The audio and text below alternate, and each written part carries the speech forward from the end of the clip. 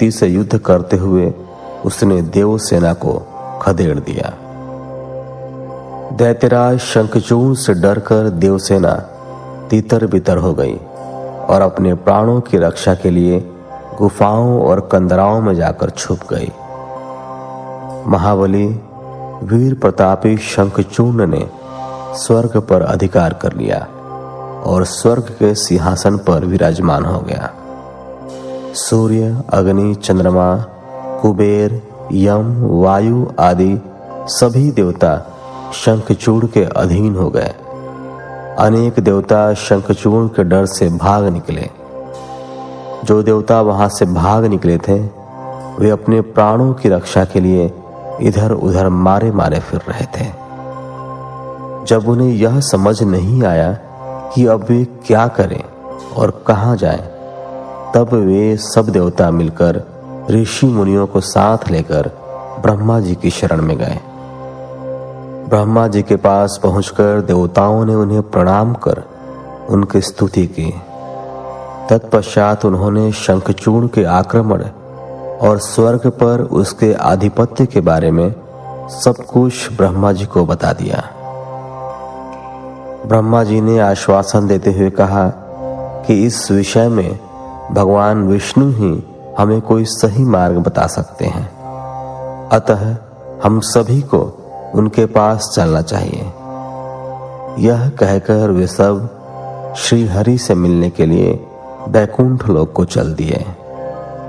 बैकुंठ लोक पहुंचकर देवराज इंद्र और ब्रह्मा जी सहित सभी देवताओं ने लक्ष्मीपति विष्णु जी की स्तुति की और उन्हें सारी बातों से अवगत कराया। देवताओं का दुख सुनकर विष्णु जी ने उन्हें ढाढ़स बंधाते हुए कहा, हे देवताओं, आप इस प्रकार दुखी न हो। मैं शंखचूड़ के बारे में सभी कुछ जानता हूं। पहले वह मेरा अनन्य भक्त था। इस बारे में हमें देवादिदेव महादेव जी से विचार विमर्श करना चाहिए, क्योंकि वे ही इस समस्या का सही समाधान बता सकते हैं। यह कहकर वे ब्रह्मा जी और अन्य देवताओं को अपने साथ लेकर शिवलोक की ओर चल दिए। 30वां अध्याय, देवताओं का शिव जी के पास जाना। सनत कुमार जी बोले, हे व्यास जी, इस प्रकार ब्रह्मा जी और अन्य देवताओं को अपने साथ लेकर विष्णु जी भगवान शिव से मिलने के लिए शिवलोक पहुंचे। वहां शिवलोक में भगवान शिव के सभी गण उन्हें घेर कर खड़े हुए थे। भगवान शिव अपनी प्रिय देवी पार्वती के साथ सिंहासन पर बैठे हुए थे। भगवान शिव ने अपने शरीर पर भस्म धारण की हुई थी। उनके गले में रुद्राक्ष की माला थी। त्रिनेत्रधारी भगवान शिव शंकर देवी पार्वती के साथ बैठे वहां अद्भुत शोभा पा रहे थे। उनका वह अद्भुत और दिव्य रूप देखकर भगवान विष्णु, ब्रह्मा जी, देवराज इंद्र सहित अन्य सभी देवताओं को बहुत प्रसन्नता हुई। उन्होंने देवादिदेव कृपा निधान भगवान शिव को हाथ जोड़कर प्रणाम किया और भक्ति पूर्वक उनकी स्तुति करनी आरंभ कर दी। देवता बोले, हे करुणा निधान, हे भक्तवत्सल भगवान शिव, आप सर्वेश्वर हैं, आप परम ज्ञानी हैं, आप सब कुछ जानने वाले हैं। प्रभु, आपकी आज्ञा से ही इस संसार में हर कार्य होता है। आपकी आज्ञा के बिना एक पत्ता भी नहीं हिलता। भगवान, आप तो सब कुछ जानते हैं। हे भक्तवत्सल, आप सदा ही अपने भक्तों की रक्षा करते हैं और उनकी सभी इच्छाओं को पूरा कर उनके अभीष्ट कार्यों को पूरा करते हैं। भगवान, हम इस समय बड़े दुखी होकर अपने प्राणों की रक्षा के लिए आपकी शरण में आए हैं।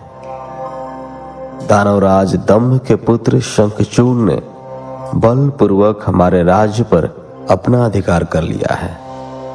उसने अनेक देवताओं को अपना बंदी बना लिया है और देव सेना को घायल कर कईयों को मौत के घाट उतार दिया है।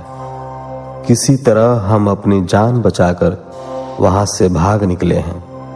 भगवान, आप अपने भक्तों के रक्षक हैं। हम आपकी शरण में आए हैं। आप हम दुखियों के दुखों को दूर कीजिए। उस शंखचूर्ण नामक दैत्य ने हमारा जीना मुश्किल कर दिया है। आप उसको दंड देकर हमें मुक्त कराइए और हमारा उद्धार कीजिए। यह कहकर सब देवता चुप होकर हाथ जोड़कर खड़े हो गए। 31वां अध्याय। शिव जी द्वारा देवताओं को आश्वासन। सनत कुमार जी बोले, हे महामुने, इस प्रकार देवताओं की करुण प्रार्थना और अनुनय विनय सुनकर त्रिलोकीनाथ भगवान शिव बोले, हे श्रीहरि, हे ब्रह्मा जी और अन्य सभी देवताओं, मैं दैत्यराज शंखचूर्ण के विषय में सब कुछ जानता हूं। असुरराज शंखचूर्ण भले ही देवताओं का शत्रु एवं प्रबल विरोधी हो गया हो, परंतु वह अभी भी धार्मिक है और सच्चे हृदय से धर्म का पालन करता है। परंतु फिर भी तुम लोग मेरे पास मेरी शरण में आए हो और शरणागत की रक्षा करना सभी का कर्तव्य है। इसलिए मैं तुम्हारी रक्षा करने का वचन देता हूं। तुम अपनी व्यर्थ की चिंताएं त्याग दो और प्रसन्न होकर अपने अपने स्थान पर लौट जाओ। मैं निश्चय ही शंखचूर्ण का संहार करके उसके द्वारा दिए गए कष्टों से तुम्हें मुक्ति दिलाकर तुम्हारा स्वर्ग का राज्य तुम्हें वापस दिलाऊंगा। भगवान शिव जब इस प्रकार से देवताओं को शंखचूर्ण के वध का आश्वासन दे ही रहे थे, तभी उनसे मिलने के लिए राधा के साथ श्री कृष्ण वहां पधारे। भगवान शिव को प्रणाम करके वे प्रभु की आज्ञा से उनके पास ही बैठ गए। श्री कृष्ण और राधा ने महादेव जी की मन में बहुत स्तुति की। जब भगवान शिव ने उनसे उनके आने का कारण पूछा, तब श्री कृष्ण बोले, हे कृपा निधान, दयानिधि, आप तो सब कुछ जानते हैं। आप ही इस जगत में सनाथ हैं। आप तो जानते ही हैं कि मैं और मेरी पत्नी दोनों ही शाप भोग रहे हैं। मेरा पार्षद सुदामा भी शाप के कारण दानवों की योनि में अपना जीवन जी रहा है। आप भक्त वत्सल हैं। प्रभु, हम आपके शरण में आए हैं। हम पर अपनी कृपा दृष्टि करिए और हमें हमारे दुखों से मुक्ति दिलाइए। भगवान, अब हमें इस शाप से मुक्ति दिलाइए।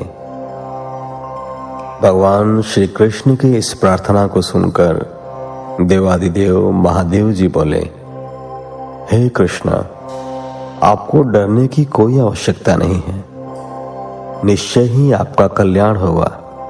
आप शाप के अनुसार 12 कल्प तक इस शाप को भोगने के पश्चात ही राधा सहित अपने निवास बैकुंठ लोक को प्राप्त होगे। आपका सुदामा नामक पार्षद इस समय दानव योनि में शंखचूर्ण के रूप में सभी को दुख दे रहा है। इस समय वह देवताओं का प्रबल विरोधी और शत्रु है। देवताओं को उसने बहुत कष्ट दिया है। उनका राज्य छीनकर उन्हें बंदी बना लिया है। तब भगवान शिव बोले कि मैं आपके दुखों और कष्टों को समझता हूं। अब आपको चिंता करने की कोई आवश्यकता नहीं है, अतः सब कुछ भुला दो। तब उन्होंने ब्रह्मा जी और श्री हरि विष्णु को आदेश दिया कि वे वहां से जाकर अन्य देवताओं को समझाएं कि वे निश्चिंत हो जाएं। मैं उनकी इच्छा अवश्य पूरी करूंगा और उन्हें शंखचूर्ण के भय से मुक्त कराऊंगा। भगवान शिव के ये अमृत वचन सुनकर श्री कृष्ण, राधा, ब्रह्मा जी सहित श्री हरि विष्णु को बहुत संतोष हुआ। तब वे उन्हें हाथ जोड़कर प्रणाम करने लगे। तत्पश्चात भगवान शिव से आज्ञा लेकर सभी प्रसन्नता पूर्वक अपने अपने स्थान को चले गए। 32वां अध्याय। पुष्पदंत शंखचूड़ वार्ता। व्यास जी बोले, हे ब्रह्मापुत्र सनत कुमार जी, जब देवादिदेव महादेव जी ने ब्रह्मा, विष्णु और देवराज इंद्र सहित श्री कृष्ण को शंखचूड़ के वध का आश्वासन दिया, तब सब देवता प्रसन्न होकर उनसे विदा लेकर अपने अपने धाम को चले गए। तब आगे क्या हुआ? भगवान शिव ने क्या किया? व्यास जी का प्रश्न सुनकर सनत कुमार जी बोले, हे महामुने, भगवान शिव के आश्वासन देने पर कि वे असुरराज शंखचूड़ का वध करेंगे, सभी देवता अपने अपने स्थान को चले गए। तब भगवान शिव ने विचार किया कि क्या किया जाना चाहिए। तत्पश्चात उन्होंने गंधर्वराज चित्ररथ पुष्पदंत को स्मरण किया।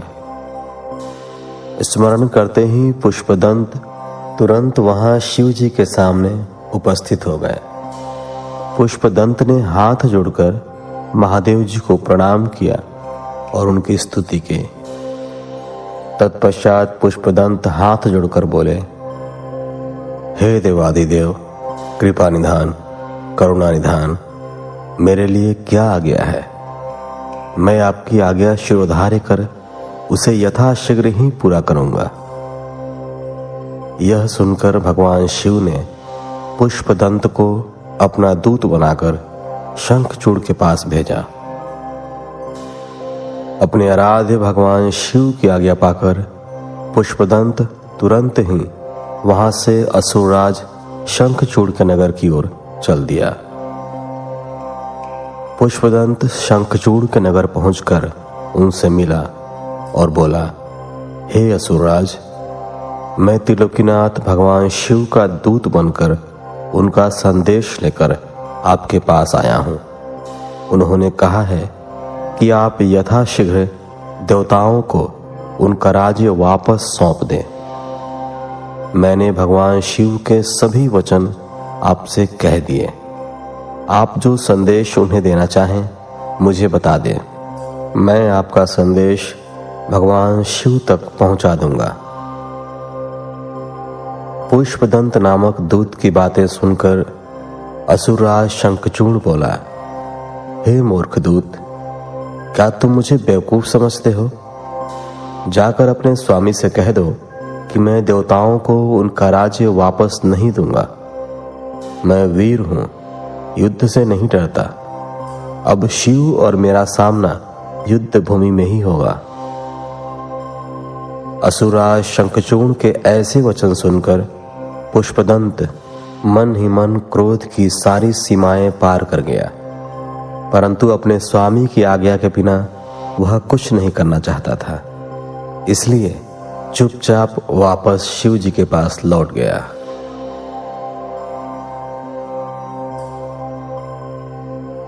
तैंतीसवां अध्याय। भगवान शिव की युद्ध यात्रा। ब्रह्मापुत्र सनत कुमार जी बोले, हे महर्षि, जब भगवान शिव का पुष्पदंत नामक दूत शंखचूड़ की नगरी से वापस आया तो उसने कैलाश पर्वत पर पहुंचकर भगवान शिव को असुरराज शंखचूड़ द्वारा कही गई सभी बातें बता दी। तब दूत के इन वचनों को सुनकर भगवान शिव को बहुत क्रोध आया। भगवान शिव ने अपने वीर साहसी गणों और अपने दोनों पुत्रों कार्तिकेय और गणेश को बुलाया। उन्होंने भद्रकाली सहित अपनी पूरी गण सेना को युद्ध के लिए तैयार होने की आज्ञा प्रदान की।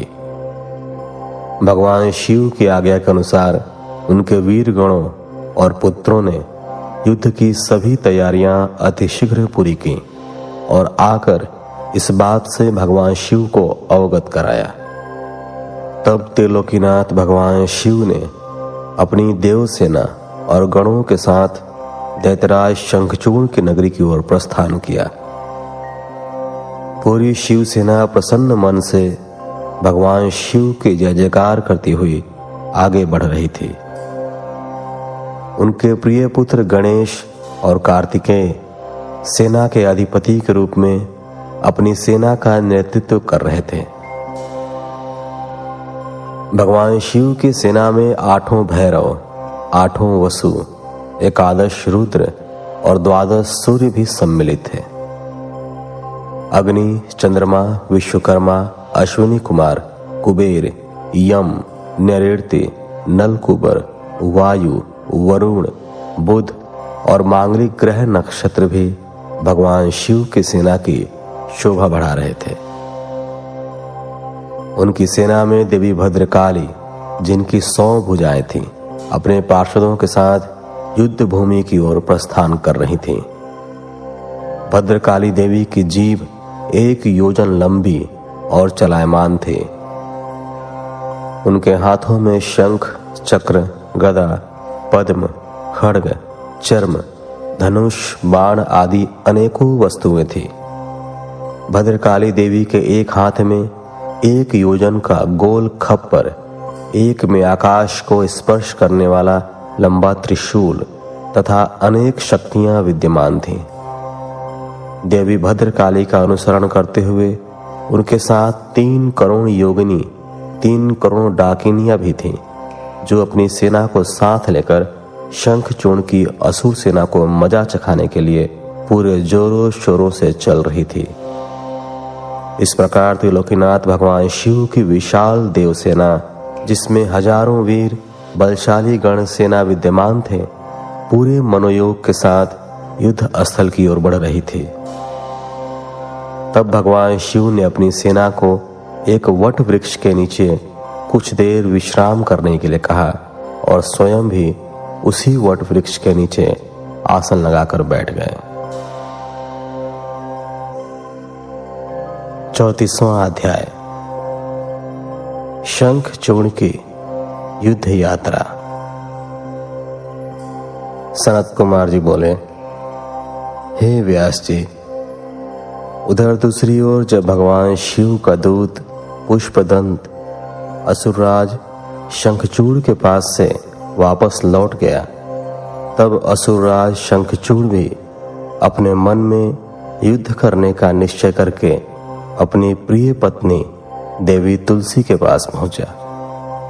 वहां उसने तुलसी को बताया कि हे देवी, अब मुझे कल सुबह युद्ध के लिए प्रस्थान करना होगा। यह सुनकर देवी तुलसी रोने लगी। शंखचूर्ण ने उन्हें ढाढ़स बंधाया और कहा कि वीरों की पत्नियां रोकर नहीं बल्कि हंसकर उन्हें विदा करती हैं। यह सुनकर तुलसी ने अपनी आंखों के आंसू पोंछ लिए। प्रातःकाल जागकर असुरराज शंखचूर्ण ने अपने राज दरबार का उत्तरदायित्व अपने पुत्र को सौंप दिया तथा देवी तुलसी से पुत्र की सहायता करने के लिए कहा। फिर दैत्यराज शंखचूर्ण ने अपनी विशाल दैत्य सेना का युद्ध के लिए आह्वान किया। अपने स्वामी दैत्यराज शंखचूर्ण के बुलाने पर विशाल दैत्य सेना पल भर में संगठित हो गई। उस असुर सेना में अनेक वीर और पराक्रमी योद्धा थे। वे युद्ध करने के लिए सुसज्जित होकर आए थे। दैत्य सेना का मनोबल बहुत ऊंचा था। वे अत्यंत गर्वित थे और सोच रहे थे कि इस युद्ध में वे अवश्य ही जीतेंगे। मौर्य, कालिक और कालिकेय नामक 3 वीर असुर सेनापति के रूप में सेना का प्रतिनिधित्व कर रहे थे। उस विशाल 3 लाख अछौड़ी सेना को देखकर बड़े बड़े वीर पल भर में भयभीत हो जाते थे। असुरराज शंखचूर्ण अपनी विशाल दैत्य सेना को देखकर बहुत खुश हो रहा था। तब युद्ध के लिए प्रस्थान करती हुई उस सेना का नेतृत्व स्वयं असुरराज शंखचूड़ ने आगे आकर किया। उनके पीछे वाले रथ में